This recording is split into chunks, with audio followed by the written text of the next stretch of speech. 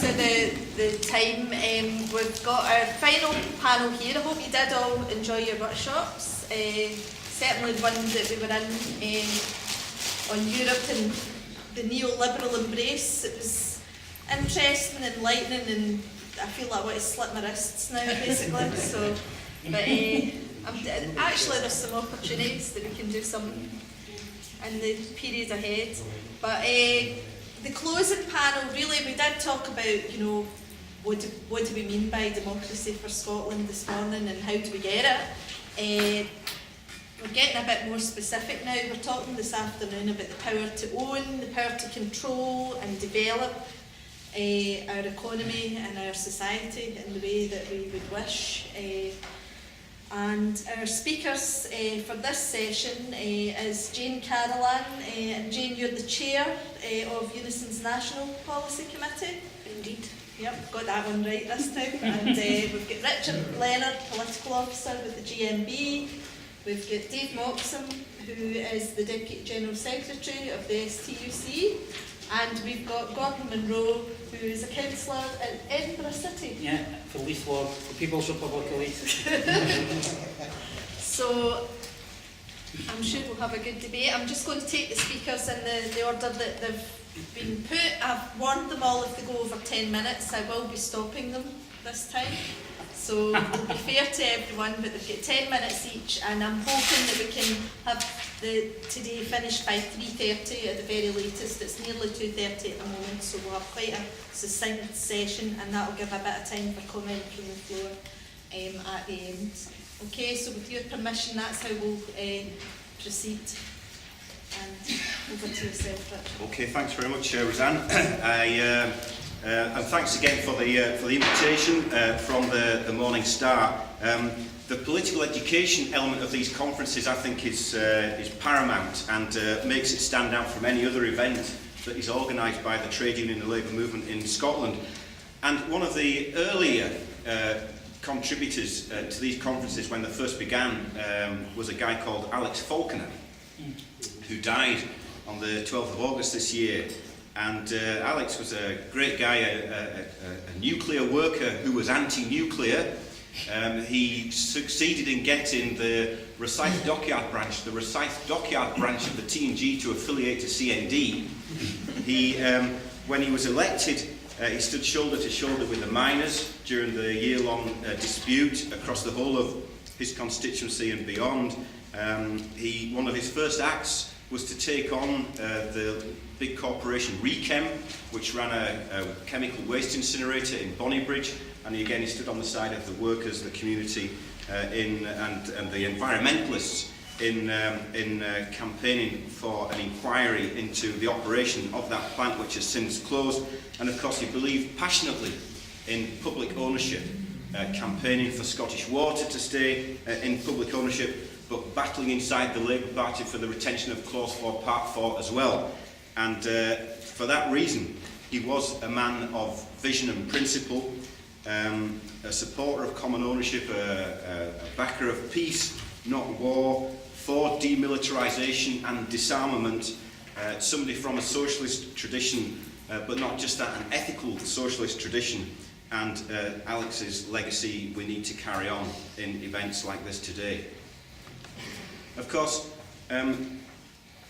one of the things that Alex and others have been down the years and have given us inspiration and hope for is they have a vision. They have a vision of the kind of society that we want to live in, the kind of economy that we want to work in.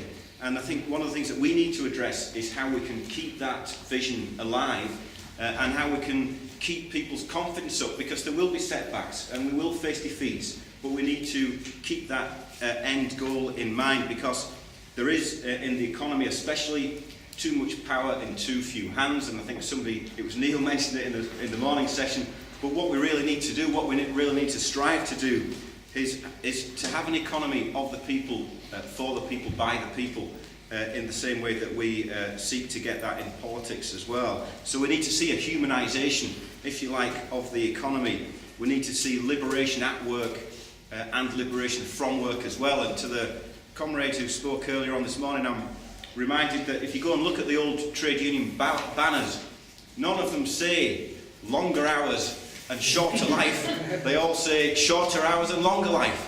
And that's one of the founding tenets of this movement that we need to keep hold of, and I think sometimes we lose sight of.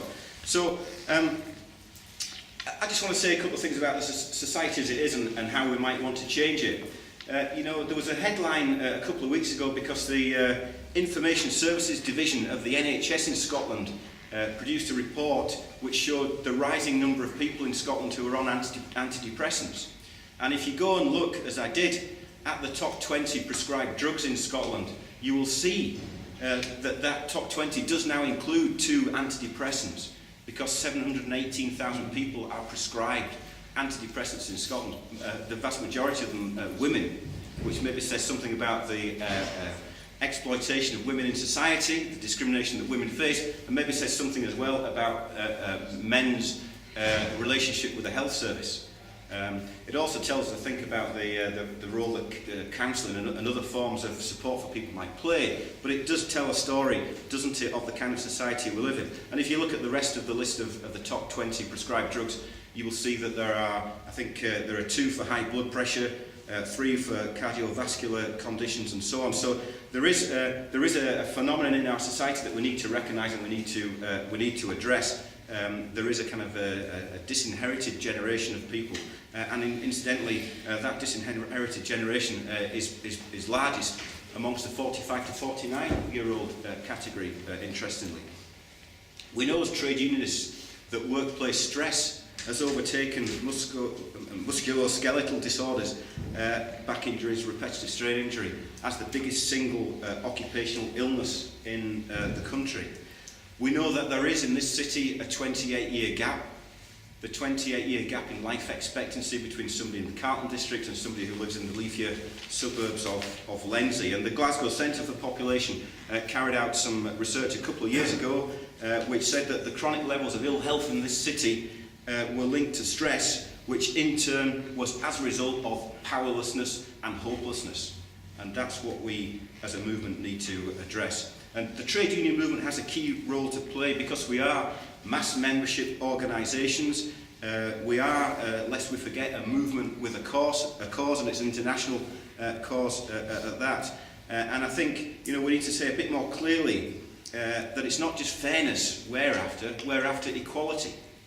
And we have to tackle inequality whether we meet it in the workplace, in the community, or globally. Because the inequality that there is in our society, in our economy, the inequality that there is not just an inequality of wealth, it's about the inequality of power as well. Much of the power which is held unaccountably is extra-parliamentary, whether it's land ownership, the way the economy works, whether it's the way the media is run, or whether even indeed whether the way our military is run and to whom it is accountable as well.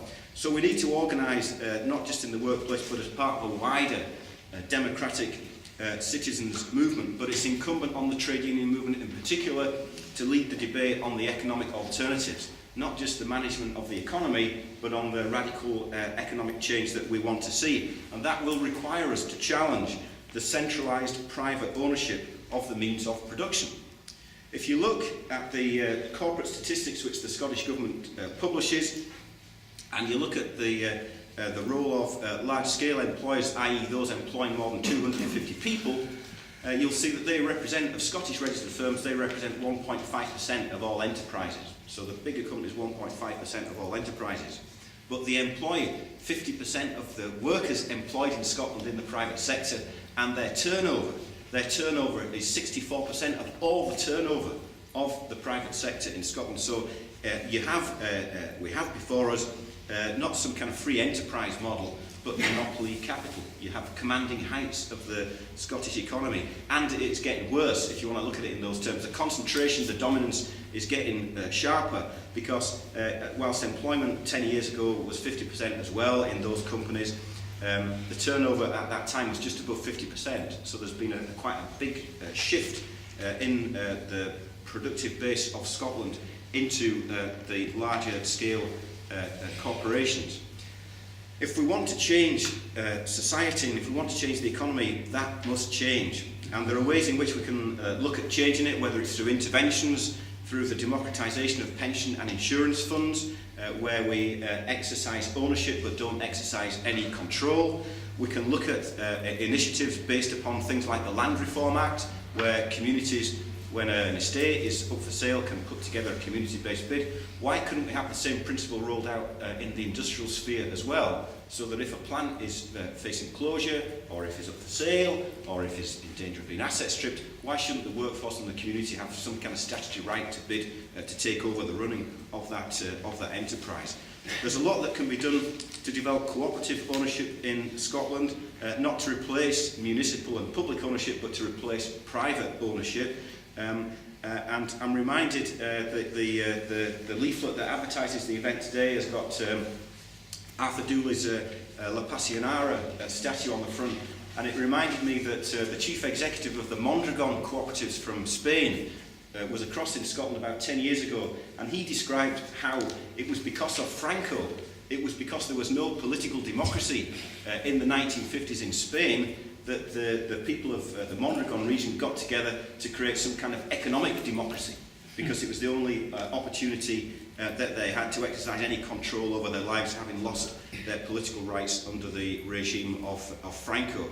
So what we need to do as well is recognise the ecological challenges that are before us, so that there should be, in my view, a requirement for conversion plans for every enterprise, for every community, for every industry operating in Scotland, and a just transition programme in place to underpin that.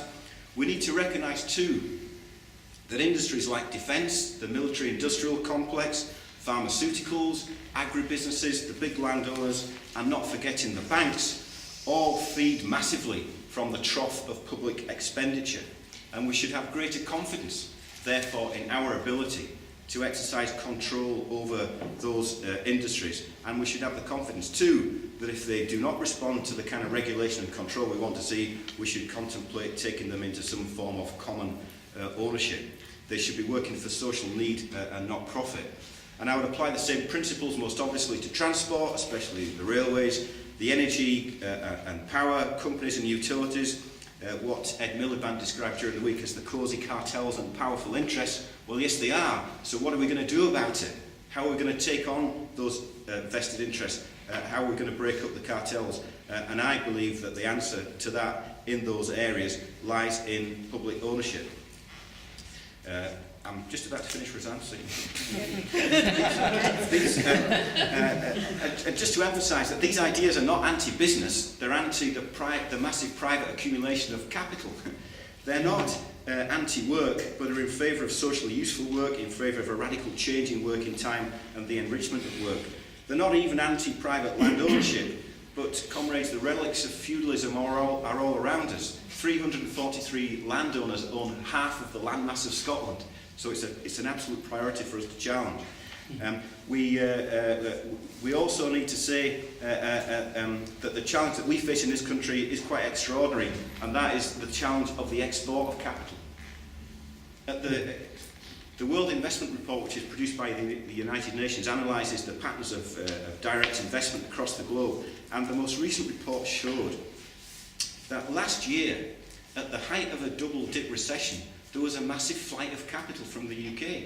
The amount of capital exported last year tripled compared to the year before. It went up to $107 billion worth. And this idea of globalisation we need to scotch as well, because if you look again at the same report, it shows that the UK is by far and away the biggest investor, not in some kind of global, even-handed internationalism, but in the United States, the richest economy in the world. The UK holds more than twice as much as the next nearest investor in the United States, and that's the Japanese corporate economy. So we need a big change in that area too. So what I'm arguing for, and what I think we need to discuss, is how we can get to Alex's ideas of the triumph of peace over war, whether we should have a defence diversification agency here in Scotland making the changes and the transitions that we need, how we can achieve our overarching goal, which is the economic emancipation of Earth's toiling masses, because to do that requires a change in economic relations, which in turn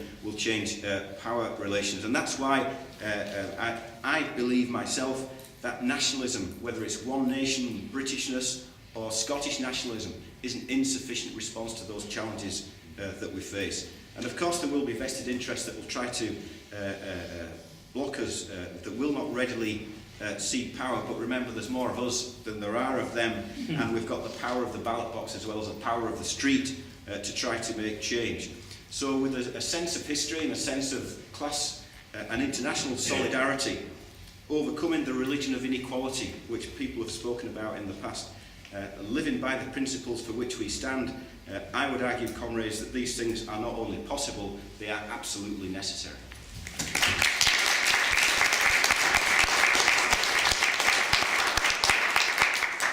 Thanks very much, Richard.